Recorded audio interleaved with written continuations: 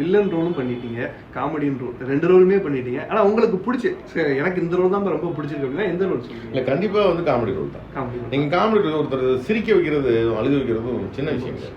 ரொம்ப வாழ்க்கையில் ஒருத்தர் சிரிக்க வைக்கிறதும் அழுக வைக்கிறதும் ரொம்ப கஷ்டமான விஷயம். எனக்கு காமெடி ரோல் இப்போ நிறைய நம்ம வந்து ரோட்டில் பார்க்கும்போது ரியலாக வந்து நான் டைரக்ஷன் பண்ணும்போது இனி ஒரு ரொம்ப கோபமான ஒரு ஆளாக தான் வந்து பார்த்துருப்பாங்க. அது என்னன்னா நம்ம வந்து அந்த இடத்துக்குள்ள அந்த நேரத்துக்குள்ள அதை நம்ம எடுத்தே ஆகணுங்கிறக்கு நம்ம ஒன்றும் பெரிய ப்ரொடக்ஷனில் வந்து நம்ம வந்து பண்ணுறோம். லிபரா ப்ரொடக்ஷன் இருந்ததுன்னா நம்ம கோவப்படாமல் ஒரு விஷயத்த நம்ம பண்ணலாம். அப்படி பண்ண முடியாது. நீங்கள் வந்து இன்னைக்கு ஒரு 2 சீன் எடுத்தே ஆகணும், இந்த சீன் எடுத்தாகணும், இன்னைக்கு விட்டால் அதை நாளைக்கு எடுக்க முடியாதுன்னு ஒரு நிர்பந்தத்துக்கு ஒரு இயக்குனரும் தள்ளப்படுற எல்லா இயக்குனருமே கோவத்தில் தான் இருப்பாங்க. ஏன்னா அதுக்குள்ளே எடுத்தாகணும். அடுத்த நாள் போனால் அந்த சீன் எடுக்க முடியாது.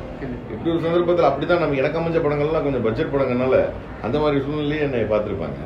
பட் காமெடியை நான் பார்க்குறப்ப நம்ம ரோட்டில் போனால் கூட எனக்குலாம் வந்து ஒரு காரை விட்டு இறங்குறேன்.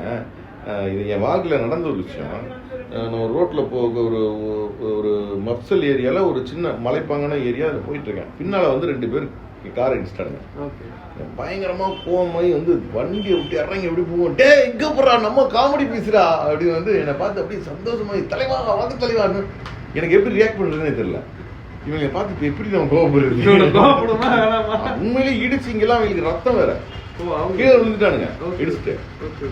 நான் வண்டியை பார்த்தா சரி வண்டி எப்படி ஆகிட்டு போகுது, நம்ம ரசிகரால் வேற ஆகி போயிட்டாங்க.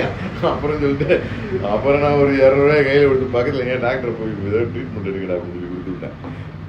அப்படி வந்து நம்மளோட கோபத்தை வந்து மாற்றக்கூடிய சக்தி வந்து காமெடிக்கு தான் உண்டு. அதனால காமெடி எப்பவுமே அல்டிமேட். அதுவும் லெஜெண்டு வந்து வடிவேல் சாரோட இமிட்டேட் பண்ணாமல் யாராலையும் வந்து காமெடி பண்ணவே முடியாது.